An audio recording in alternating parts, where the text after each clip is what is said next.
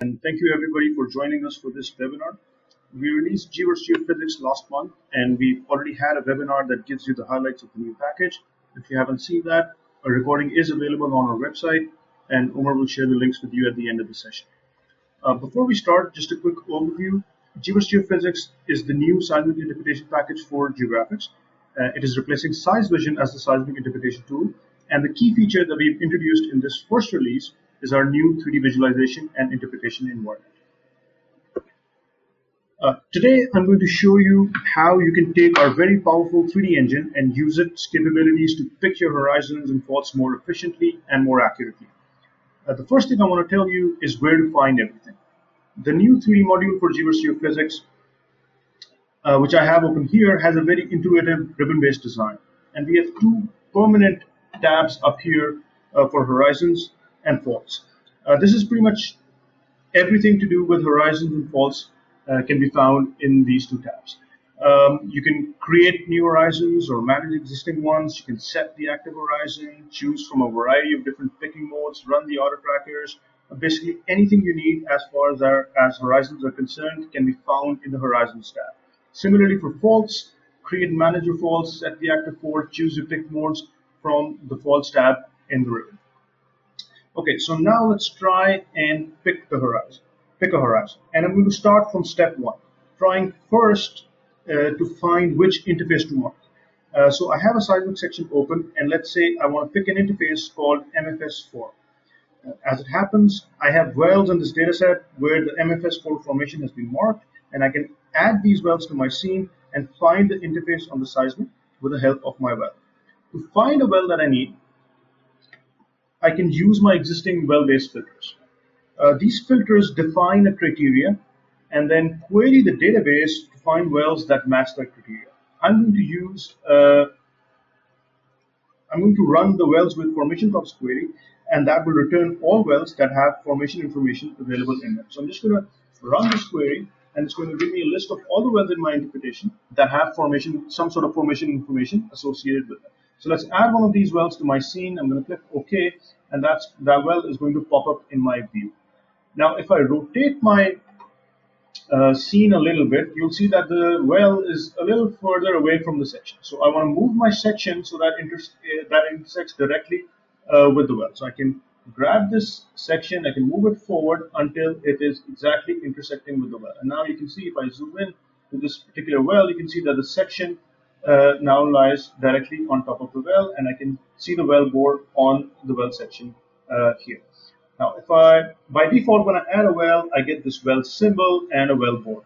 But I can add more information to it now. Since I am looking for formation top informations, I can go to the display settings from my context menu. And in the display settings, I can go to the formation tops section. And here, I can just choose to turn on all the formations that are associated with this well and draw them along the well bore. And you can see these formations now at their pick locations on drawn around the well bore. Now, one way to find my MFS4 formation would be to go through this list and try to find the exact formation that I'm looking for. But that's kind of inefficient. A better way to do that would be to use the filter capability we have in this list in the wells display settings. So I can go here in the filter, I can find the well that I need, the formation rather, that I need, hit filter, and now I can just see the MFS4 formation. I can change the color. Let's make it something that stands out like pink, and now you can see that the MFS formation is highlighted in pink. And if the rest of these formations are getting in your way or cluttering up your view, you can change the filter to something is not equal to, and now the list that I have here, I'm sorry, I'm being told there's a bit of a lag, so I'll try to slow down a little bit. All right, so what I did was, first I ran a filter where I just found my MFS4 formation top in the well, and then I ran a filter where I said, show me rows which don't, where the value is not equal to MFS4, and now all the formation tops in my list are everything except MFS4. So I can choose to turn all of these off, and that just leaves the MFS4 formation highlighted here. I can clear the filter, and just so that we have some perspective of where we are in the well, I can turn on the formations above and below this so that I can see where my formation is. So I have now the formation tops displayed for my well, and I can see it matches nicely with this interface. But if you have more information or more well data that you want to incorporate in your analysis to make sure that you get the right interface, let's bring in a synthetic. So I can go to the log curves section and I can choose to bring in a synthetic that I have associated with this well. Now when I choose the imported synthetics option, that's going to show me the synthetic, but I cannot see it because the inline is sort of getting in my way. And if I rotate my scene around, now you will be able to see that synthetic on the other side of my inline. But of course, that's not really much use to me because I want to see it right here where straight in front of my section. So I can go to the configure option and I can use this rotation option to move that synthetic around and make it intersect with my section. So let's increase the trace deflection a little bit so that we can see it better, make the track width slightly larger. There we go. So now I have my synthetic here, and now you can see that it is lying directly on my section because I rotated it around so that it's right there on my section, and I can see the peak also sort of matches the interface that I'm interested in. And if you have other information like log curves that you want to incorporate in this, you can use the second track and draw that log curve on the left side of the well. So let's just bring in our GR curve. Again, I can go to the configure menu, I can rotate it so that it shows exactly intersected with my section or right on top of my section. Increase the track width a little bit so that's easy to see. And now I have both my synthetic and my log curve drawn on the well, which can help me decide the interface that I want to pick. Alright, so now I can see that this MFS4 formation top sort of intersects with this interface, and all of my other well data also sort of points to this interface. Now that I have this interface identified, I can now make my horizon picks. To pick my horizon, the first thing I have to do is I have to create a new horizon. So I can go to the Horizons tab, and then from the ribbon, I have this quick add option where I can create a new horizon and add that to my scene. So let's just call it MFS4. There's a symbol. I can give it a color. Let's match that color to the same color as for our formation pick. Now this is clearly a peak that I want to pick. So I can change the event detection to peak, which is also the default, so that when I make a pick, it will snap to the closest peak. I can associate a formation here. So let's just associate our MFS4 formation with this. Change the guide window so that the auto tracker doesn't jump around too much. So these are just the basic parameters that you can set here. Stuff like your event detection and your formation association. But horizons have a lot more parameters that you can play with, and if you want to adjust those, change those default settings, you can go to the more parameters option where you have all of your advanced pick parameters like picking constraints, your correlation tracking, validation options. So let's just change these as well, and then when I hit create, that's going to create that horizon and add it to my scene. Now, of course, since that is just a new horizon, it doesn't have any picks associated with it. It's not going to display in your scene, but it does come up in your scene tree, which describes all the contents of your scene. So in my scene right now, I have an inline for the F3 original survey. I have a horizon called MFS4, which I just created. And if you notice this little exclamation mark next to it, you'll see that there are no picks that have been marked for MFS4, which is why you can't see it yet in your scene. I also have a well called well number 3. So now I have this horizon in. I've set it as the active horizon. You can see that in the active horizon drop box that MFS4 is my active horizon. It also updates the status bar up down here telling me that my active horizon is the MFS4 horizon. And now this is important because if you want to make picks on a horizon, you have to first set it as your active horizon. And you can do that here from the drop down here, or you can go to the interpretation tree, which has a list of all of the available horizons in my scene, and I can right click here and I can make it the active horizon. The active horizon here in the interpretation tree shows up in bold font and this little green dot next to the icon. Okay, so getting back to the picks. Now that I know which interface I want to pick, I can turn on one of my pick modes.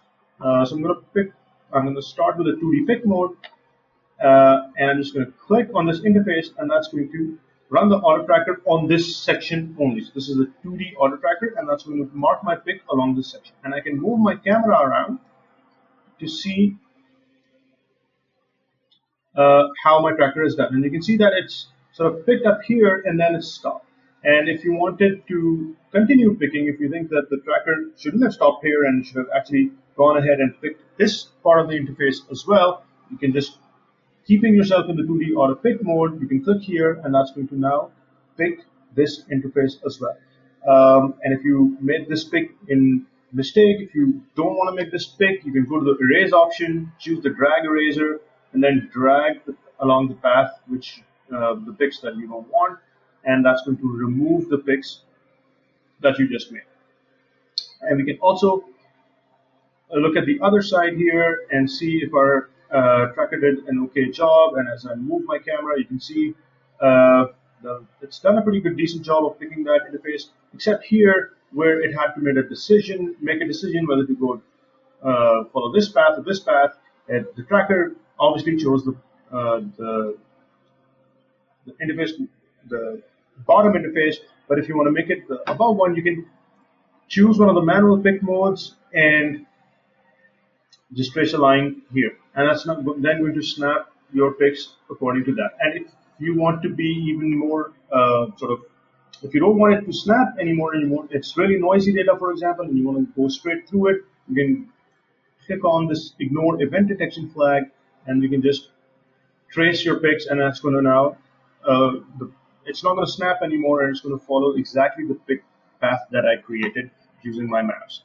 All right, so the rest of the interface looks like the tracker did a pretty decent job of picking. So now that we have an inline map, let's make these picks on a cross line as well. So I can right click here, I can open a cross line, which is the other dimension, and now I can see my my pick, where it intersects, which interface it intersects, and then I can go back to my 2D pick mode and I can run my tracker, and it's going to run the tracker and pick my horizon along this particular interface as well. Okay, and you can move the camera around to see if you did if the tracker actually did a good enough job of picking it. So that's how you can mark your horizons and mark your horizon on your inlines and your crosslines, and you can also track the lateral extent of your picks in real time on your map view. So if I switch to a map view tab, here I have a map with a survey displayed and my 2D lines and some wells. And now I can add this horizon that I'm trying to pick, the MFS4 horizon. I can add that surface to my map, and that's going to now show up as these picks as I make them. So I've made picks on an inline, I've made picks on a cross line, and you can see these picks on the map as well. And you can actually put these side by side. So I'm going to go to the layouts option, to more layouts, and then I'm going to put my map view on the left, I'm going to put my 3D view on the right, hit OK, and that's going to rearrange the windows so that my map view is on the left and my 3D view is on the right. And now, as I make my picks, these picks will be updated in the map in real time, and you can see the lateral extents of your horizon picks as well. So let's take this cross line and move it slightly.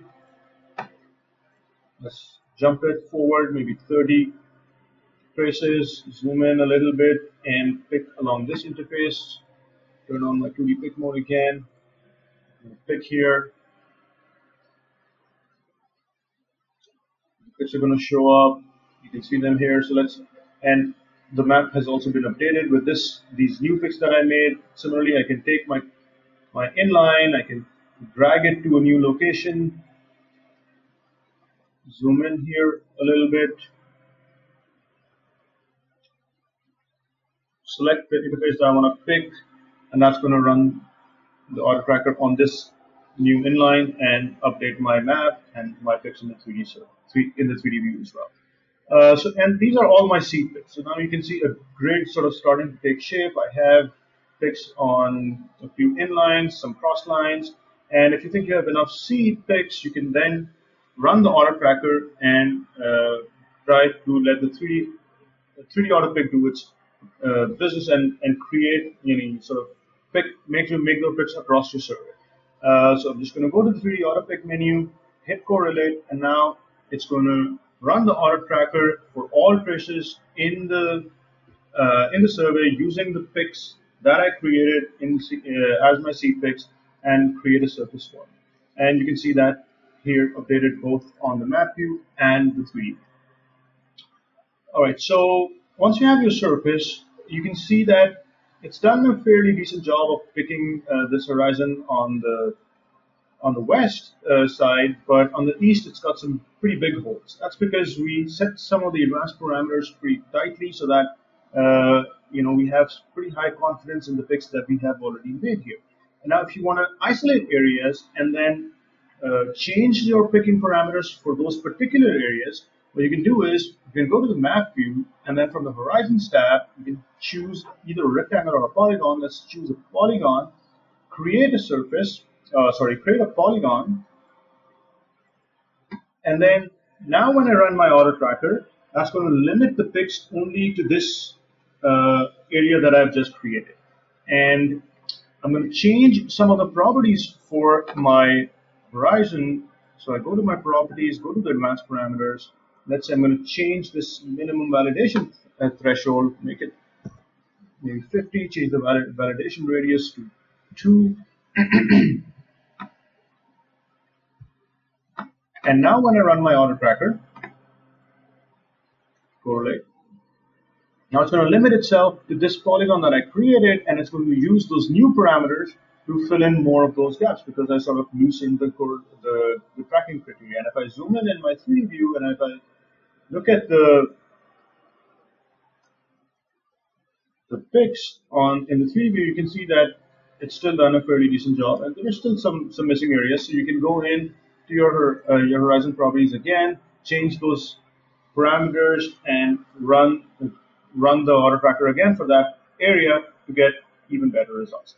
So you can basically isolate areas and run the auto tracker for that particular area to get better picks. And you can do the opposite thing as well. So if you have an area where you think your picks are not good enough and you want to get rid of them, so you can create that shape again. So I can create, let's say, a rectangle this time, and then I can use the remove picks option to remove either all of those picks or just the 3D auto picks, leaving the seeds behind. So I'm going to use the 3D auto picks option. That's going to remove all of my auto picks for this particular horizon in this area and leave behind all of my original seed picks that I made.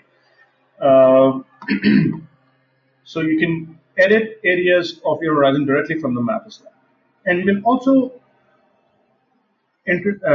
interact more directly with the surface. So if I still have some areas left behind that maybe were not, maybe I don't need, so I can go to the surface erase mode, change the eraser size a little bit, and now I can erase these picks just by drawing on them or dragging my mouse on these picks directly. And that's going to get rid of these picks directly from the map. And you can see that the 3D view is also updated to get rid of all of these picks directly in the 3D view.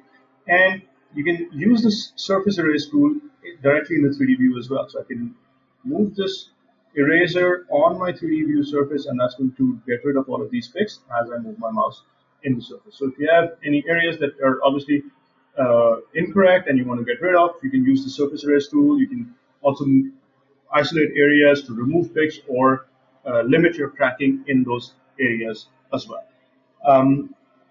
All right, so that's how easy it is. That's how you can use our visualization tools like your well data, your synthetics, and then create your seed picks, create your horizon surface, and then edit that surface and refine your picks.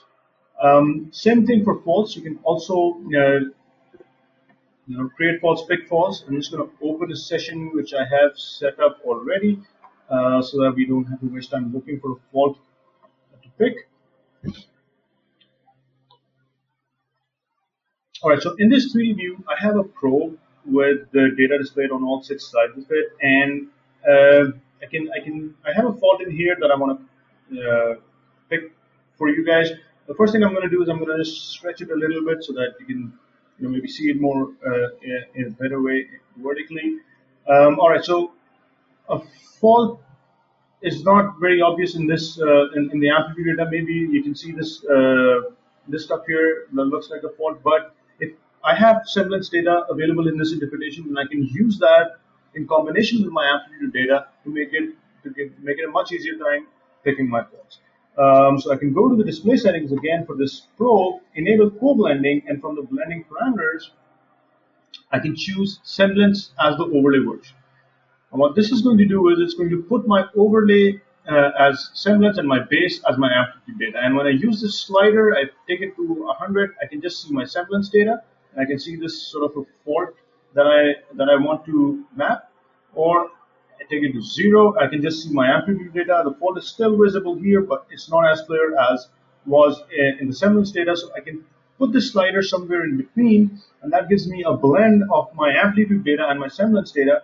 And now I can use this to pick faults, to identify and pick these faults easily. So I can see now on the top face of the probe, I can see this fault signature here.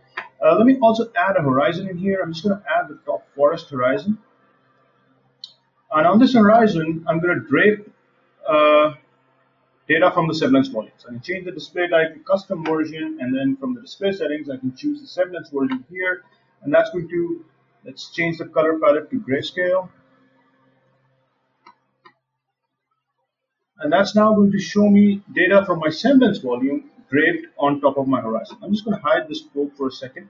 And then from my color palette tool, I'm now going to hide all of the high semblance areas. So I'm just going to leave, I drag my mouse along here along the histogram, and that's going to hide all of the areas or make areas with high semblance or continuous areas. It's going to make them transparent and just leave areas with low semblance or discontinuities as visible.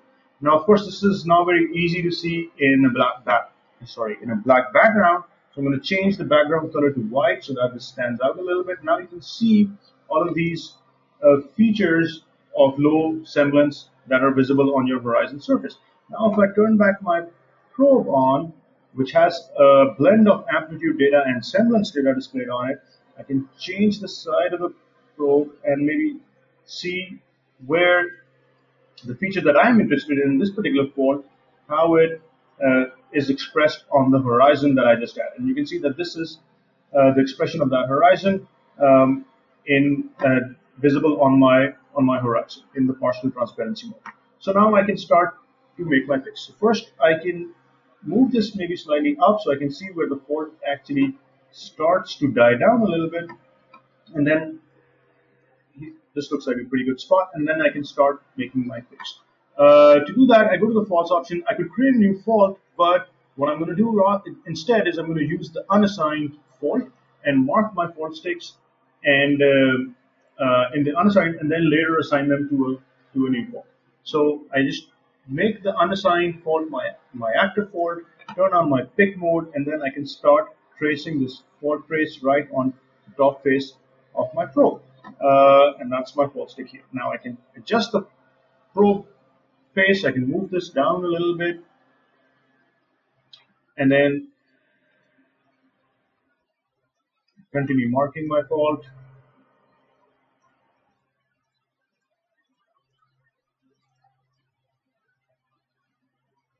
Let's move this further down, make another pick.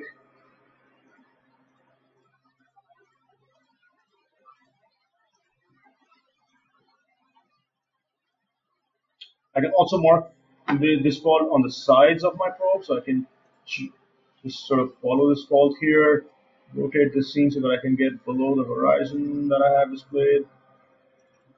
So it looks like here I can move this face inside a little bit. Continue marking this fault here, helped by my semblance volume. I can do it on the other face of the probe as well, so let's move this in a little bit. It's visible very nicely here.